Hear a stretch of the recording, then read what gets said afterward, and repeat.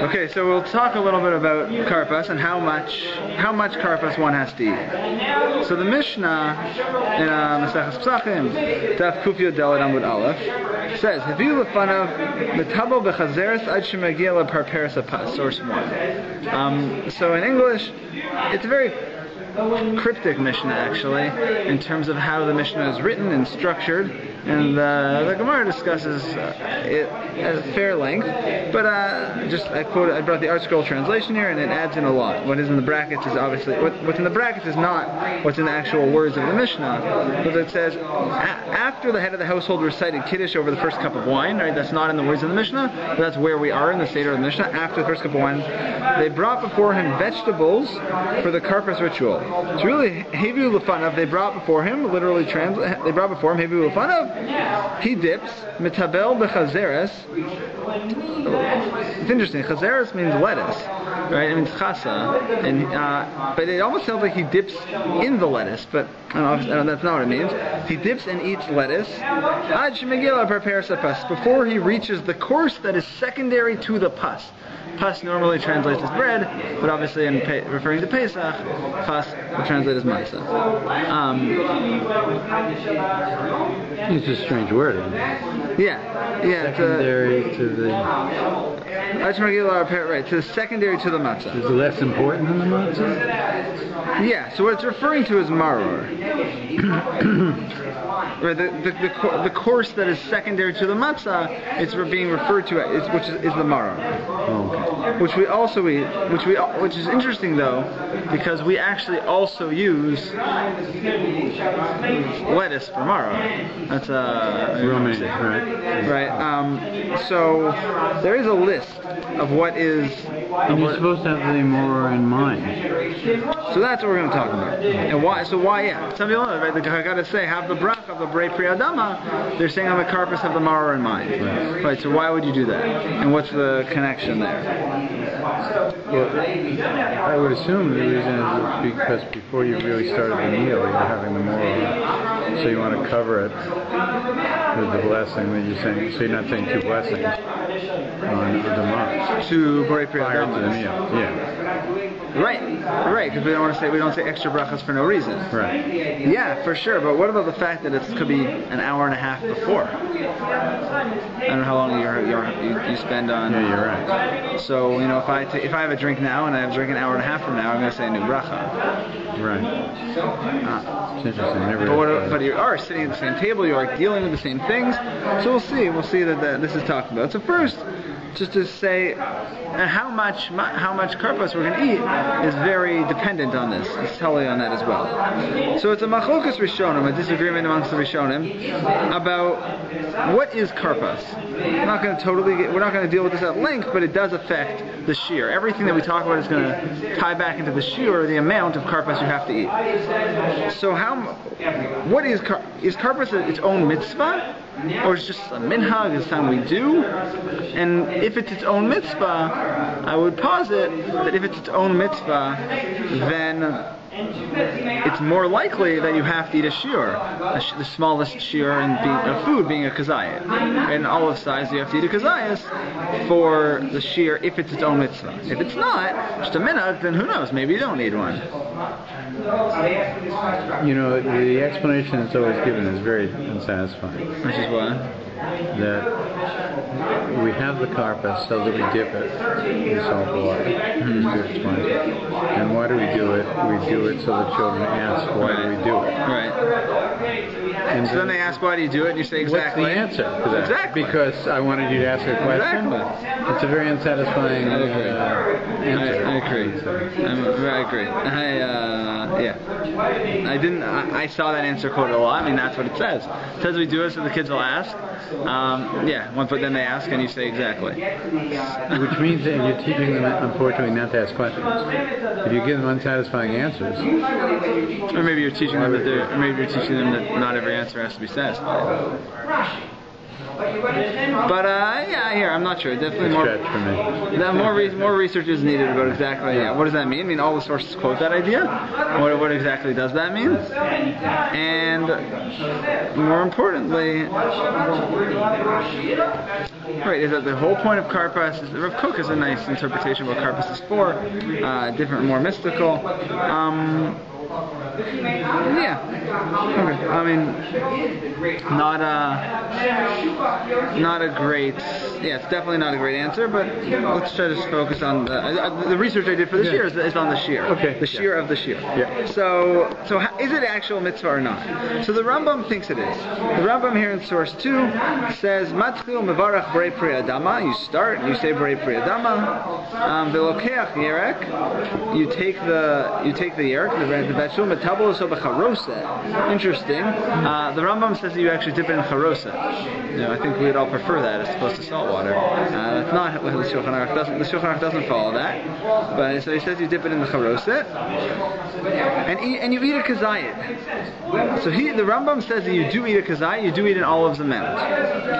He and all those eating together with him, each and every one, do not eat less than a kazayit. So he stresses the point very strongly that you have to eat a kazayit.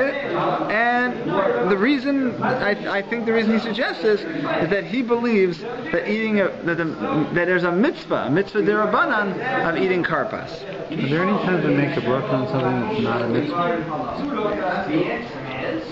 We don't make a bracha on karpas. You're right. We made it just on the month, right? So that would be. But wait a second. Would you make it on something that's less than a kazayit? For sure. I mean, if you want to have one little tiny bite of chocolate or one tiny bite of anything, so we make a bracha. Right. On any amount. There's only shiur for the bracha achrona. Right. There's no shiur for the bracha rishona. Right. So. Right. So he begins. Okay, so according to the Rambam, it sounds like he thinks that it is its own mitzvah. Right, maybe probably modeled after the idea of the mitzvah of maror, which is the mitzvah deoraisa. At least it used to be in the time of the Korban Pesach. Now it's probably on derabanan. But that at that time, so for that we have a shear. It's also a shear kazayis. Matzah is also a shear. So hopefully we'll talk about all these things next week. Hopefully we'll talk about I think matzah. Does he make an after bracha? Does the Rambam make a bracha achrona? Yeah. He's eating a kazayis and he's not going to eat again for over an hour. It's interesting. He doesn't really say. He doesn't make it clear. I think I noted that later. He doesn't make it clear. The question is why not? Right, so the few possibilities would be either you assume that the benching will take care of it, which is a long time from now. Right, so if you're eating a kazayit, you're definitely chayav in a bracha achrona. The only thing to say, you have to assume that the benching is going to take care of it, or you have to assume you make it right now. But if you're not going to eat again for over an hour, right? So then benching wouldn't take care of it. Too far away. Right. So let's hold on. Okay. Let's see what happens. So first, the third source here. It's kind of a little bit of a tangent. Interesting point here. According to the Rambam, so why would you need to dip? Right? We say the dipping is about maybe so your kids will ask questions. Maybe that's why you're going to dip. And right, so in the Mishnah seems to say quite clearly you have to dip. But the Rambam actually goes out of his way to redefine the word. The Rambam here says in the Perish Mishnayos, he says metabel kmo v'metapel. The word dipping is like dealing with, meaning to say that one should be involved with eating vegetables. So the Rambam bends over backwards to claim that you don't need to dip the karpas. And that it's not really about dipping, and I think the reason he's doing this is that since he believes that it's his own mitzvah, why should you have to do something strange with it, right? It's not, according to the Rambam, it's not necessarily so the children will ask. It might just be its own mitzvah derabanan. Why exactly? But he does dip in the Torah. Right, but he doesn't think that the Mishnah's word means dip. That's a good point. I didn't think about that fully. I I assumed that it meant that the reason that you're dipping it, you should dip it, and the reason you're dipping it is so that you have a consciousness and an involvement with the vegetable, which maybe people don't. They do with meat, but they may not with vegetables. So if you dip it, you're not just putting your mouth. Thinking more about it. When you're processing and having consciousness of it. I thought that's what the translation was.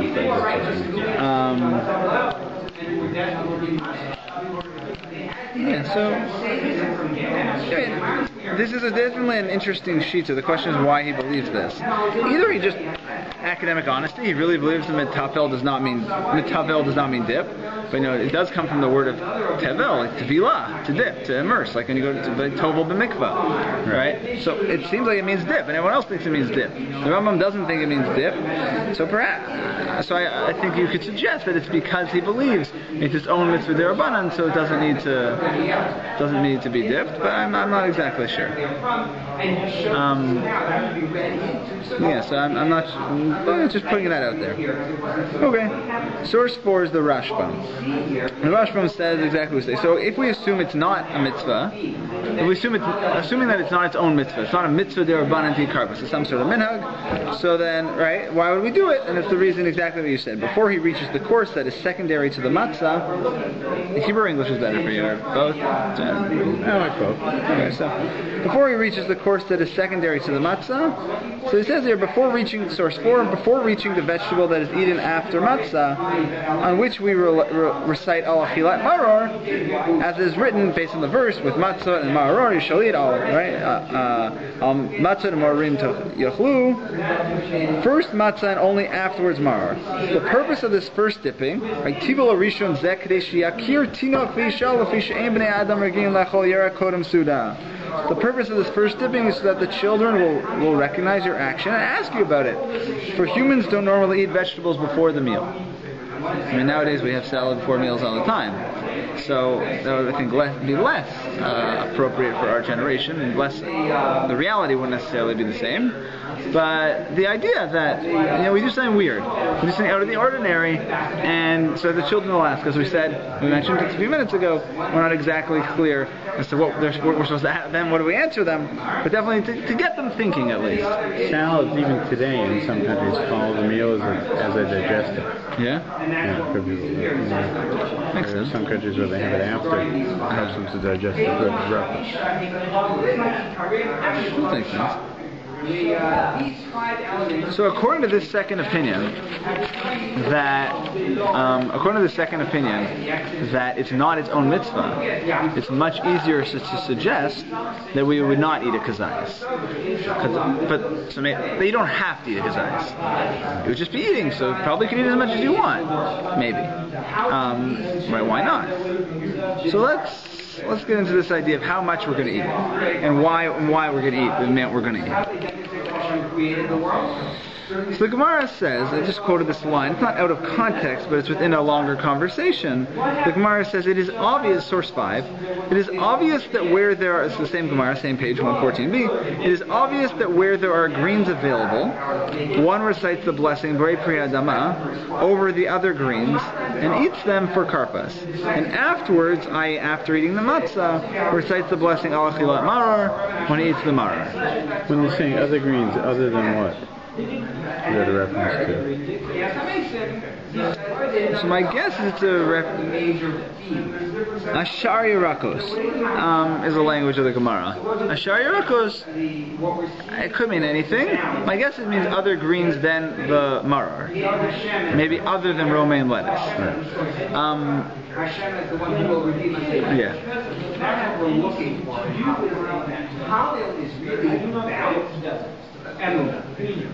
Okay, so that is.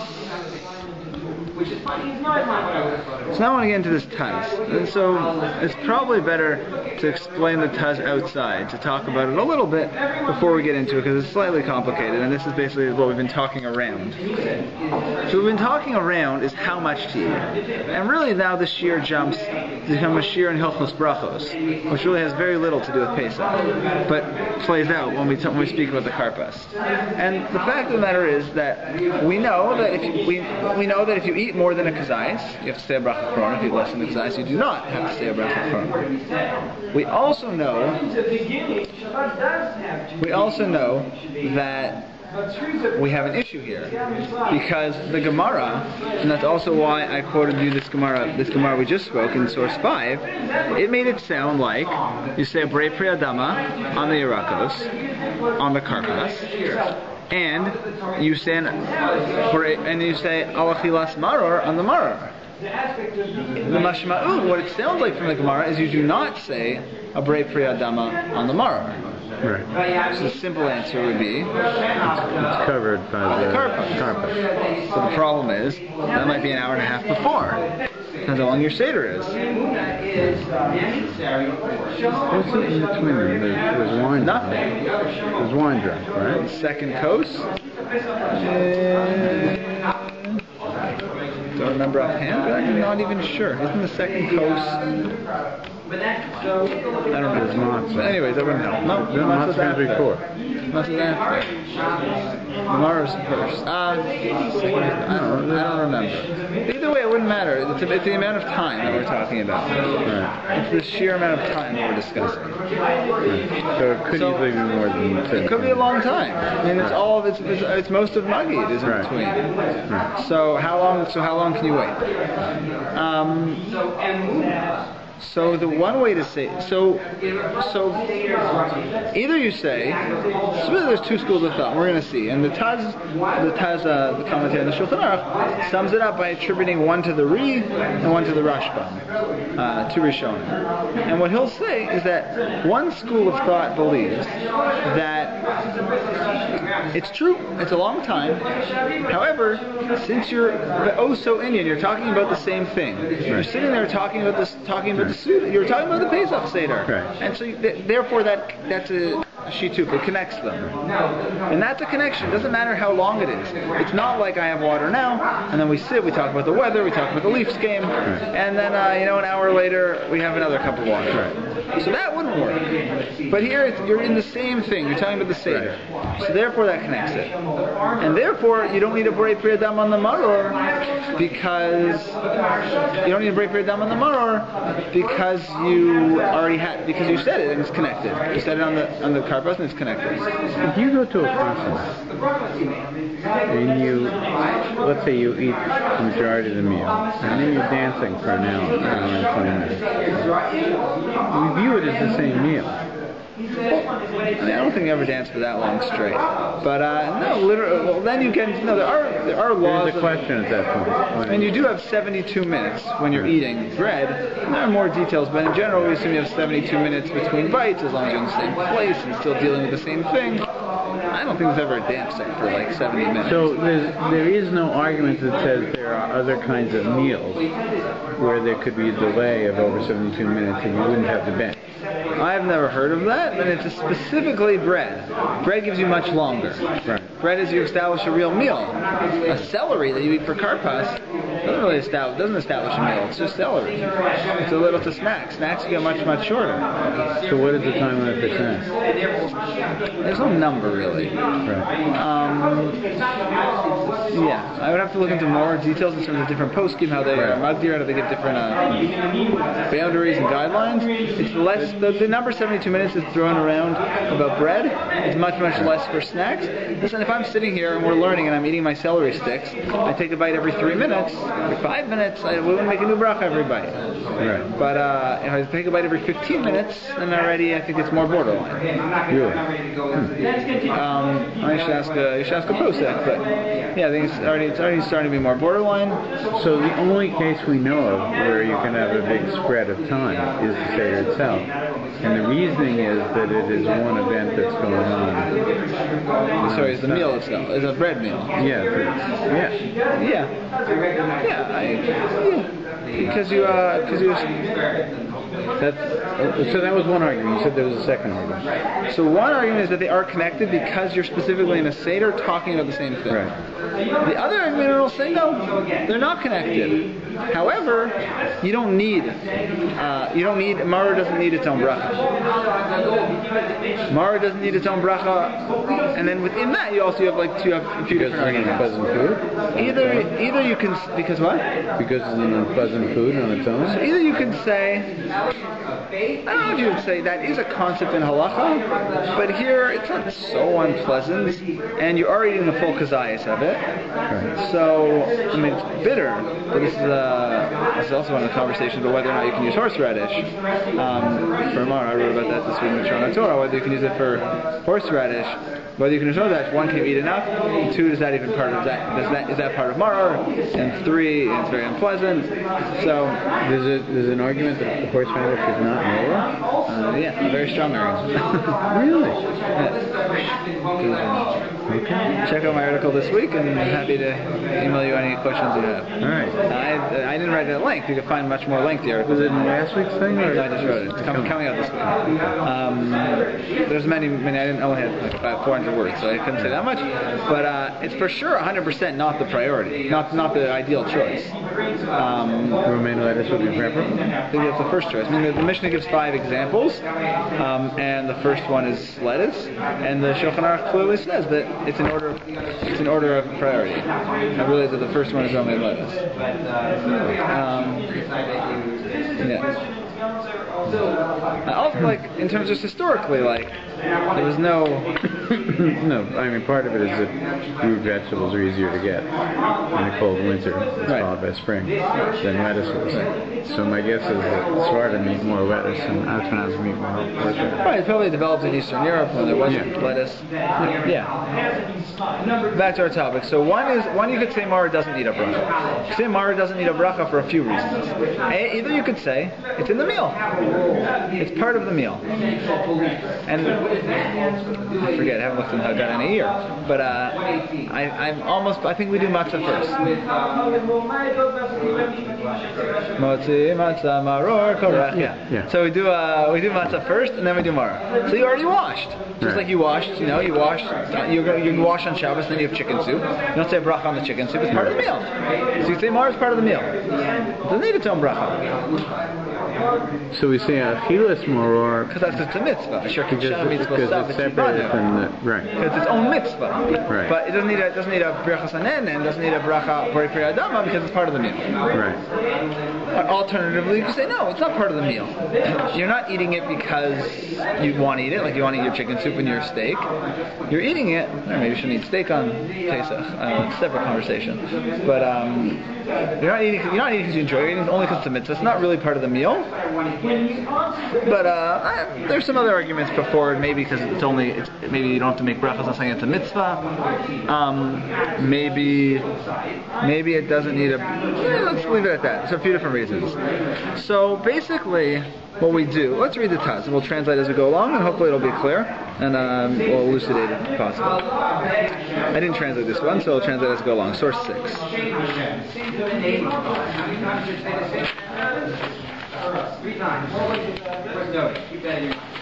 Got it? What? You figured it, sorry. Yep, got it. Okay. Taz.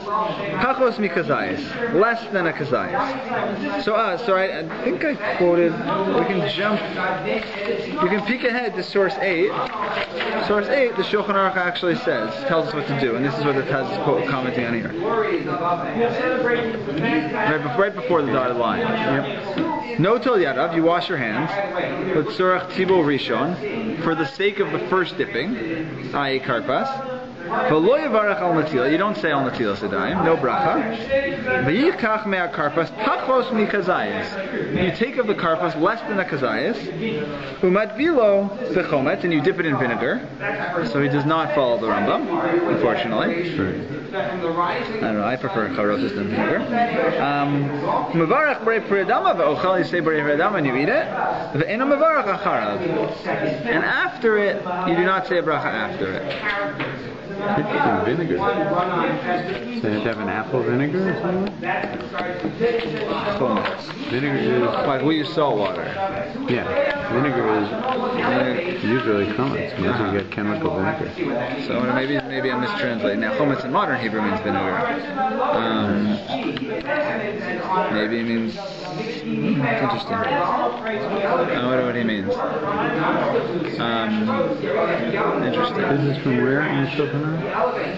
Orach Chaim, Hilchos Pesach, Siman 473, Sif 6.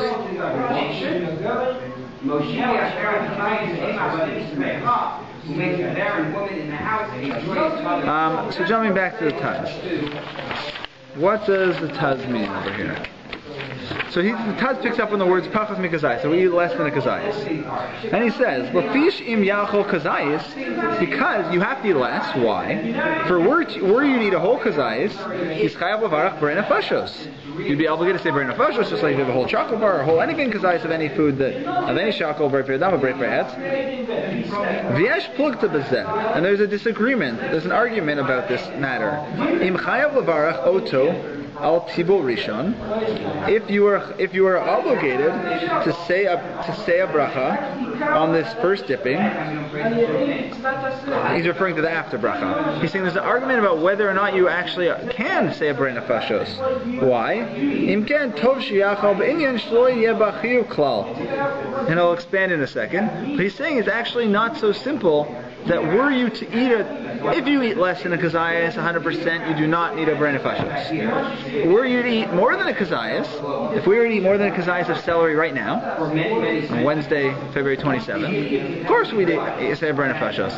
He's saying in the context of the Seder, were you to eat more, still not so simple that you would need a b'rei nefashos. Why? We have pluktahi, and this is the argument, beginning of the second line. Bein ri la Rashbam, between the ri and the Rashbam.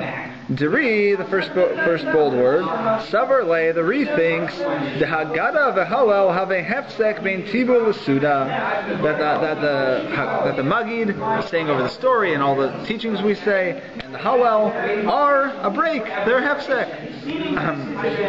Excuse me, between the dipping, between eating your karpas and your meal. Just like we say by washing your hands, regarding washing your hands. Why do we wash our hands before karpas and wash our hands again before the matzah? Why don't you say my hands are already clean? No, you have to wash your hands again. There's a break. They're not connected. If I wash my hands now, and then I want to eat in an hour from now, I'm still going to wash my hands again. You washed that at bracha the first time. Okay, but still, if your hands are clean, then why should you be able to wash with a bracha? That'd be even a bigger question. How can I say al netilas yadayim, making my hands clean when they're already clean? Well, I don't think that's an argument, because most people's hands are clean. The question is, why do we wash our hands for bread? Right?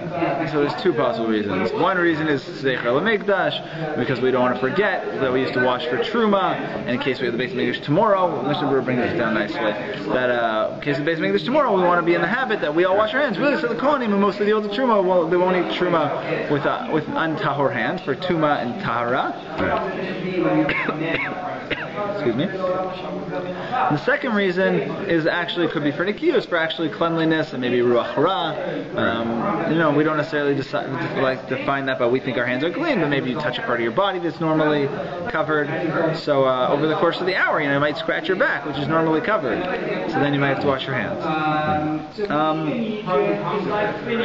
So he says, just like we wash our hands again, so too we would need to say a new bracha, not connected. Third line, Litol Sheni Slasuda. Koshakasa B'Siv Aleph. Hachinami. So too, Indian Bracha Achrona Ala Tibul. So too, regarding the Bracha Achrona on the Karpas, the Ein Birchas Hamazon Shel Suda Potarasa. So according to the Ri, the Karpas and the Birchas Hamazon, really, and your Suda are not connected. They're way too far apart, and therefore, were you to eat more than a kazayas of Karpas, which he doesn't say you shouldn't. According to the Ri, it sounds like you eat as much Karpas as you'd like, And I mean, you shouldn't be full for the meal, but you could eat as much karpas as you'd like. You know, whatever, 2, 3, 4 sticks of celery. Sefer nefashos. Hey, move on. And then, what about the brei pri adama on the maror? So the brei pri adama on the maror is not clear what he would say. Either he's definitely saying the brei pri adama on the maror is not, your brei pri adama on your karpas is not going to help your brei pri adama on your maror either way. It's too far away. So the question is, what should you do about that? Although if you're eating continuously, small amounts, keep eating the karpas throughout. Yeah. Right, so then there isn't that no break. one suggests that. So what he's saying, eat as much as you want. Yeah, during the karpas. I guess maybe because it's not respectful during the Haggadah to keep eating, or right. It doesn't sound like such a bad suggestion. But no one seems to suggest that. Yeah, I never heard that. So the Ri believes there's no connection between karpas and the rest of the meal, and therefore you can eat what you'd like here. And he doesn't. He's saying the Ri says there's no connection, so the bracha won't help. Brei pri adama won't carry. And what the Ri actually says is, if you were to eat a kazayas, the benching would not cover it, so you would be obligated to say brei nefashos now. Next bold word. Aval harashbam savar like Moshe Pirush Harosh. The Rashbam follows the Rosh. Fourth line. The Davka Inyan Netila Chashiva Haggadah Hefsek. Only specifically regarding washing your hands is the fact that we're sitting there for an hour and a half, 2 hours talking about the story, a break. The Dilmanago V'Makom Etunaf Bein Tayim. Because perhaps you touched some place that was unclean. Touch your shoes, touch your back. Maybe you touched that was unclean over this course of this hour when you weren't paying as much attention. And therefore, for that, you would need to wash it. Therefore, that's why we wash again, for the bread. Aval inyan bracha achrona, lokmo. It's not, this is not similar. She'ein tzarich levarech brei pri hadama al hamaror. You do not need another brei pri hadama al hamaror. Why?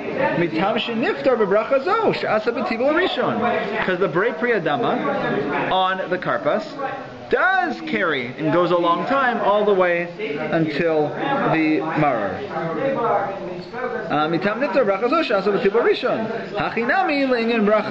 And just like the bracha rishona would carry, so too the benching would work. He says this karpas is connected to the meal, even though it's going to be a long time afterwards. So the bracha rishona works. The brei pri adama you said on the karpas, on the celery, carries all the way until the maror. And additionally, even if you were to eat, and go ahead, eat as much as you want, because if you eat more than a kazayis, the benching will take care of it. Right. Even though then you're going to eat the whole meal, and you're going to bench 3 hours after you started eating the celery. But the benching will still take care of it. Into the meal itself. Yeah.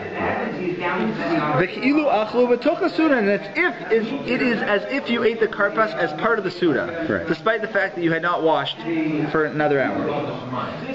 And now he summarizes. If it what does the Ri say? The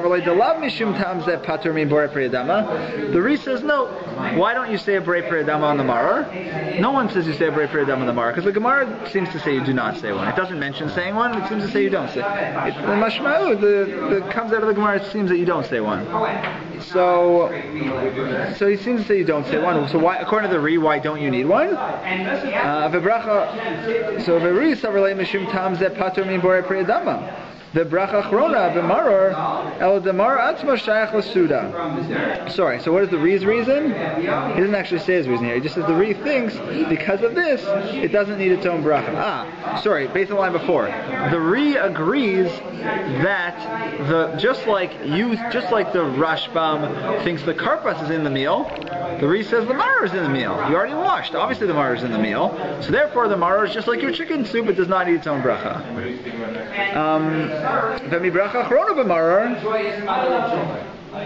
Ela demara atzma shach l'suda v'niftar behamotzi brichas hamazon. And why doesn't the maror need its own bracha achrona? Because it doesn't need its own bracha achrona because you bench. The benching covers the maror. Aval tibur rishon ein shaychas l'suda mishun hefsek hagada v'halo. However, the Ri once again repeats it. He summarized the Ri one more time, saying that let's just summarize. Let's read one more line and then we'll summarize. Venira de Plutus. Okay, fine. He basically, we'll say the last line. He summarizes by saying that. Let's summarize and say it outside. He's saying there's two opinions here. The Ri believes the Karpas is not connected to the meal. That's a basic assumption. They're too far apart. The Haggadah and the Halal distinguish them, and therefore, what are the nafkaminas? What comes out of that practically? That the bracha achron of Karpas won't help maror. It's too far away. The benching won't help the Karpas. It's too far away. And therefore, if you eat a kazayis of Karpas, you have to say a B'rei Nefashos now. If you eat less than it, you don't. But really, go ahead and do whatever you want. Just say the B'rei Nefashos or don't, according to how much you eat. Has nothing to do with what's going to be. The Rashbam believes they are connected. And according to the Ri, why doesn't the maror need a bracha? Why does the maror not need its own bracha? Because it's in the meal. Because it is in the meal. So it doesn't need a B'rei Pri Adama because you said a motzi. And it doesn't need a B'rei Nefashos because you bench. So the maror is part of the meal, Karpas is not part of the meal. So the Ri is saying there's really two separate events going on. Yeah, two separate events. Just like right now. If we have celery right now, and then right now is 8:45, we have celery, and then at 11 o'clock we want to eat a meal. Right. We'll wash and bench on the meal. They're not connected. Right. The maror, though, the maror itself is connected. So the Rashbam says no, they are connected. And so because they are connected, what's gonna you should you say a B'rei Pri Adama on the Karpas. That B'rei Pri Adama is the B'rei Pri Adama that helps the maror, because he does not view the maror as part of the meal.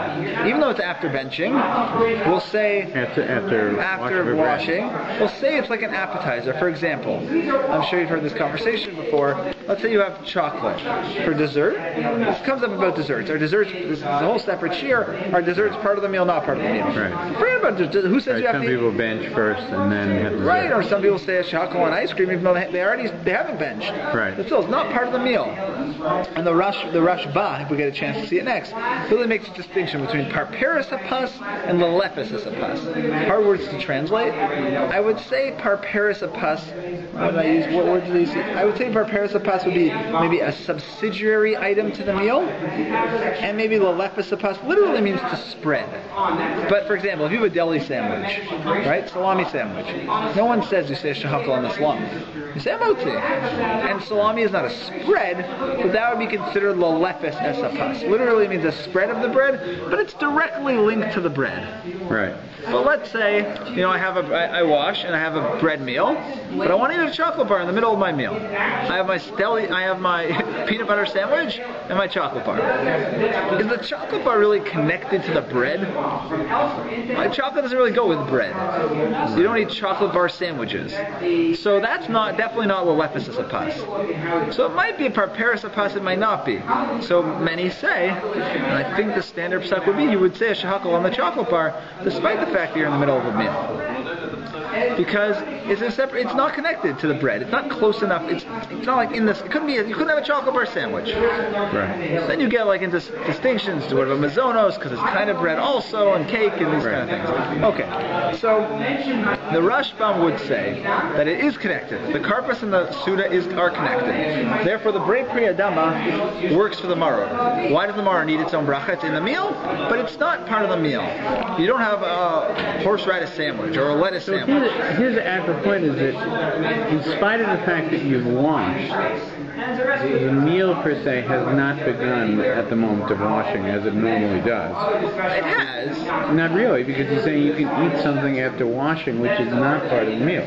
But I don't think that, but that's not unique to Pesach, what I'm claiming. If I sit down right now to a peanut butter sandwich and a chocolate bar, I personally would say a shahakal on the chocolate bar. No, but my point, this is my point, is that it's a strange connection he's drawing. He's saying that the karpas is not part of the meal, and the chocolate bar is not part of the meal. Right. We'll use chocolate bar as a gross example. Right. But we would never say, you and I, right, in this situation, I'm eating celery, I'm washing for bread, I'm eating a chocolate bar and having a meal. We would never say that's two events, we would say those are three events. I had my celery. So celery, especially if an hour before, we wouldn't think about it. I had my celery. How is it connected? Right. So he's saying, question is, what is the connection? So the Rashbam would say that's the chiddush, that's the uniqueness of the Pesach Seder, because we're sitting the karpas. Why do we eat karpas? So the children will ask. But that's part of the Seder. We're not eating the karpas for fun. We're eating the karpas because it's part of the Seder. And the next thing we say, Rabbi Akiva was sitting in Bnei Brak. That's part of the Seder. And the Mani Shtanah, it's part of the Seder. It's all part of the Seder. That's the connection. My celery at 8:53 and my peanut butter sandwich at 11 o'clock on a Wednesday night in the middle of February, they're not connected. But the Seder connects them all, despite the times, despite the time gap. So the karpas, in that case, is then part of the meal. As well. Even though it's before, right. Okay. So the Rashbam will claim the karpas is part of the meal, and therefore he'll claim that the vorei pri adam of the karpas is what helps the marar. If the marar needs help. Well, he claims it does need one. Right. And I think he says that specifically. Is the key. Yeah, because it says here חשיב הגר ואיזה דיון נגד מקומתנו בינתיים אבל עניין ברכה אחרונה לא כמו שאין צריך לברך פרי אדמה על המרה מטעם דנפטר בברכה זו שעשה בטיב ראשון. Right, so specifically that he thinks the karpa, the same person who believes they're connected also believes, he doesn't have to necessarily say this, he can believe they're connected and think the maror is part of the meal, but he thinks the maror is not part of the meal, therefore he needs it from the karpas, but he thinks they're connected. So in the case of the dessert, it's what I'm asking. In the case of dessert, where you're going to say bracha rishon, even though you've washed, you don't say bracha achrona, right? So we don't paskin like that. We'll see if we have time. The Rashba next does present that. He thinks you would, but we don't say. It seems like in halachic conversations, there are opinions. Nowadays, many people say separate brachas on different types of desserts. They'll say ice cream, for example. You would say shako. No one says a brand of fashos on their ice cream right before they bench. But there are opinions that you should, but they aren't accepted. But Lamaisa today, we bench. We assume the benching covers everything. That takes care of all the achrona. So the Rashbam is assuming that also. So according to the Rashbam, it also seems like you could eat as much karpas as you'd like, because the karpas, the bracha, the borei pri dama is covered by the maror, and if you ate less than a kazayis, you're fine. If you ate more than a kazayis, the benching will cover you. So who do we paskin like? We sell the Shulchan Aruch already. Who do we paskin like? It's kind of a trick question. Okay, but wait a second, no, because we have one limitation. We have the position not to eat a kazayas, Why? as though eating kazayas would force us to say a bracha achrona, which we don't want to say. So that sounds more like the re. So that means that we hold that it is connected. Well, no, wait a second, now I'm confused myself. So we want it to be connected, because we're also saying at the same time, include the morar in this bracha. Right? Yeah, I think we're saying it's connected, because we're saying we want two things. And one is, when you say this bracha of Adama, it affects the morar. Have it in mind. And between now and the morar, don't make a bracha achrona, and the way to avoid it, because maybe you would have to do it if you ate a kazayas and waited this long, the technical reasons you have to do it. So we don't want to have that technical problem. So don't eat a kazayas, and then this is covered by the bench. The Karpas is covered by the bench. No, actually, there's no need. It doesn't need to be covered by the bench, right? If you haven't eaten. Right, so what we do is we cover both bases. Yeah, that's a good question. We say we'll be safe. Right. We'll cover both. We'll cover everything. How? We'll say this is what we'll do. We'll eat less than a kazayas. Why? And now we're covered either way. According to the Ri, you can eat as much as you want. But if you eat more than a kazayas, you better stay b'rei nefashos because the benching's not going to help you. Right. According to the Rashbam, you can eat as much as you want, but you better not say a b'rei nefashos because you need it for the maror. Right. So what we do is we eat less than a kazayas. They both say you could eat more than a kazayas, but the Ri would tell you if you need a b'rei nefashos. The Rashbam would tell you you're not allowed to make a b'rei nefashos. Right. So what we do is we eat less than a kazayas. Why? And we have in mind the maror. So we say a b'rei pri adama, right? Right. We have in mind the maror. According to the Ri, the maror doesn't need our b'rei pri adama. It's part of the meal. So who cares if you don't last? Right. According to the Rashbam, it does need it, so therefore we have it in mind. Right. So therefore we cover. So according to the Rashbam, we're fine. According to the Ri, we were fine even if we didn't have karpas. But we don't need a kazayas because according to the Rashbam, the benching covers whatever we eat. But according to the Ri, if we eat a kazayas, we need to say b'rei nefashos. If we don't, we ate without an after bracha. Okay, here's the question. So by eating less than a kazayas, we're good. We're not obligated in any after brachas, right? And therefore, if the bracha rishona carries over all the way, the hour and a half it carries. And the Rashbam, if the Rashbam's right, if the Ri's right, it didn't need to carry in the first place, so we're fine. So here's my question. Yeah. And this is a very common problem.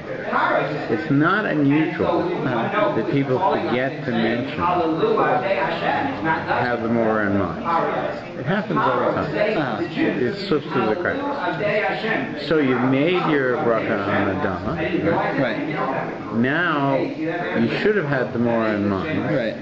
but you didn't. Can you then say, well, the more is covered by? Yeah, I think we'd assume that. The Gemara has no mention, as we read the Gemara earlier. It is obvious that when there are other greens available, one recites the blessing b'rei pri adama over the other greens. That's referred to and eats them for karpas, and afterwards recites the blessing of achilas maror on the maror. The Gemara assumes you don't say b'rei pri adama. The question is why. So the Ri will tell you because the maror doesn't need an b'rei pri adama, and the Rashba will tell you because it's covered by the karpas. So first of all, if you didn't have it in mind, maybe just like all vegetables you're going to eat are covered. Yeah, it seems that's what the Gemara is saying. Is even if you don't have it in mind, it's still covered. Right. So either you could say all vegetables you eat are covered, or you could say that it doesn't need it anyways. Right. And we assume generally sefek brachas lahakel that if you're not sure if you have a doubt whether to make a bracha or not, we wouldn't make it. So therefore, I would suggest. So no, I don't think you would make it. Yeah, it seems to me that in the Gemara in source 5 that it's clear that even if you don't have it in mind, it still is going to cover whatever greens you eat will cover the more. Yeah, I think we would not make it. We would not make it. The Rashbam here, we're out of time, but it's in English, so if you want to take a look at it at home, do you want to go through it, or have to? Sure, I'm okay. So let's, so I translated it, so I think the Hebrew is clear, but let's read it, we'll read it in English, and I'm not sure what to make of him, because the first thing to understand is, before we go ahead and read it, realize that the Rashbam assumes that, as we said, that some people say shahakal on their ice cream, but no one says b'rei nefashos before they bench. He would assume you do have to. He assumes that brachas that need a bracha rishona before you eat them, even though they're within a suda, that we don't count them as part of the suda. He assumes they do need their own after bracha as well. So that's one thing to keep in mind. But besides that, I'm not sure what to make of him. Which camp to throw him into? He seems to be. So in his case, if you're eating an hors d'oeuvre, an entree and a dessert, you would make 3 sets of brachas and only one And 3 after brachas. No. So that's the thing, like, I give the example, no one eats a chocolate bar sandwich, right? Right. No one eats a chicken soup sandwich either. Right?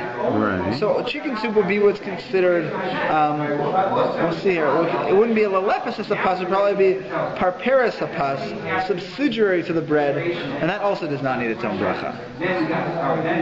So that, it's not that chicken soup goes on bread, it's that chicken soup is like normally part of a meal. Soup in a sandwich. Yeah. Like a soup is a part of a meal. Right. Chocolate is not, so then this, for example, I think... Right, and they're arguing that salad might not be either. I wouldn't quote me on this, and I'm not on video, so it's okay. But Rav Willig says, I think Rav Willig says, that nowadays, we all eat dessert. Everyone eats dessert. Dessert is part of the meal. Right. And therefore you never say brachas on dessert anymore. So he would say, it's normal to have ice cream in a meal. It's normal to have chocolate part of the meal.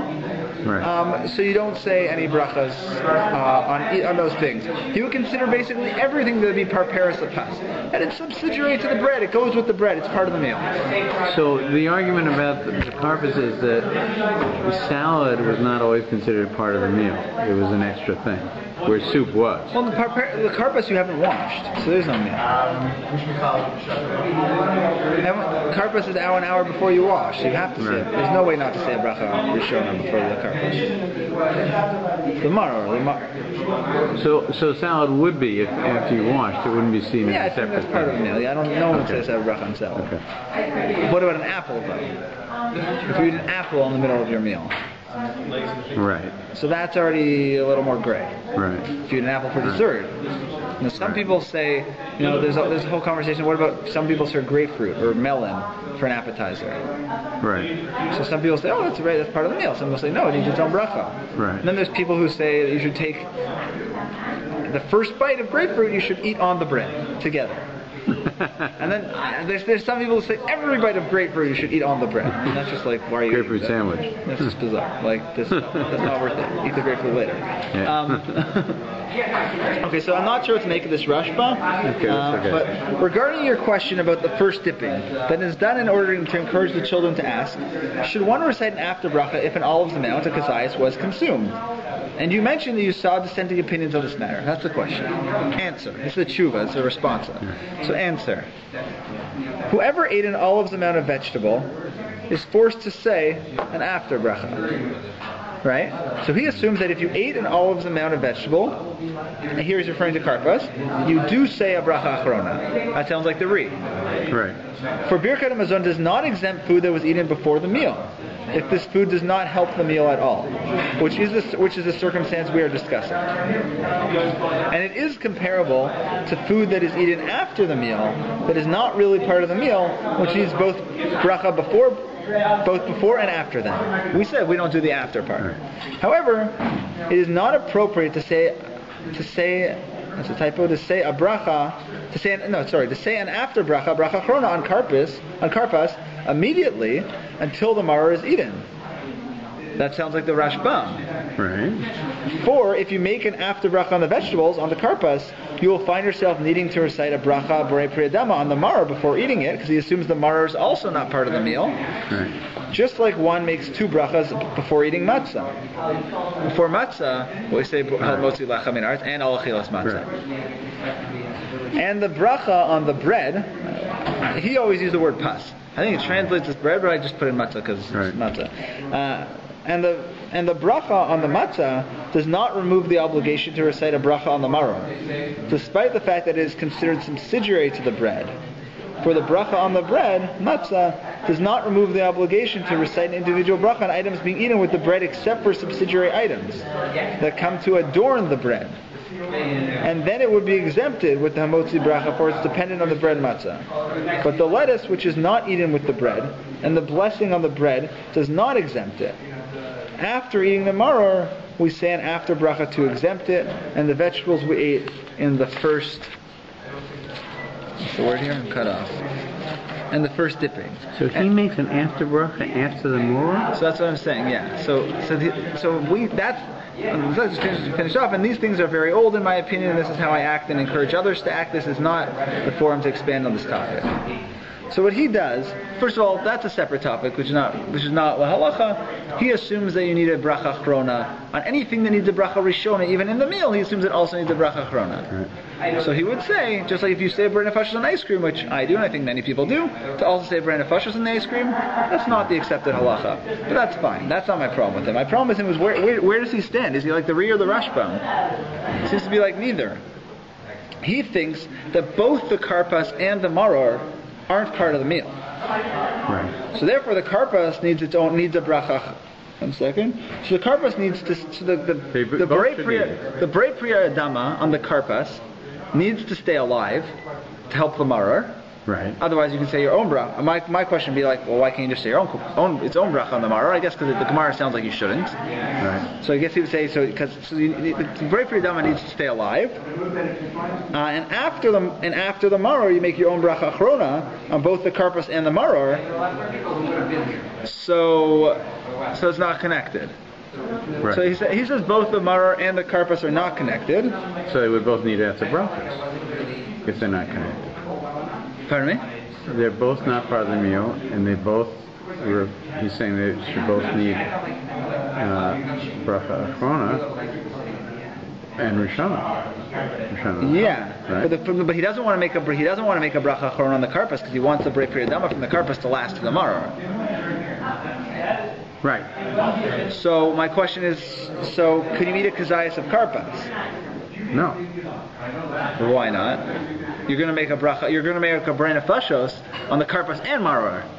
So why can't you make a brei nefashos on the? Because it's going to get too long to get. So it's going to be too long. But if it's too long, then how does the bracha rishona carry over? It's going to be too long.